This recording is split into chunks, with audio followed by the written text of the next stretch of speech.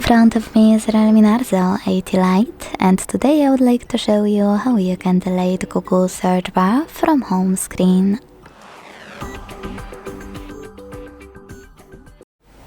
Begin by holding your search bar and waiting for Remove Widget pop-up to show up. When it does, click on it and confirm your choice by hitting Remove in the second pop-up. So when I do that, as you can see, mine was successfully deleted. If you want to restore it, you can always pinch your device's display. Hit widgets at the bottom in the middle and scroll down to look for a Google app. When you find it, tap on it.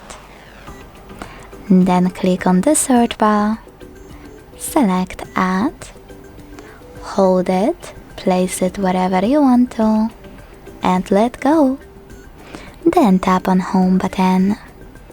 Thanks so much for watching. If you enjoyed this video, don't forget to leave a like, comment, and subscribe. Bye!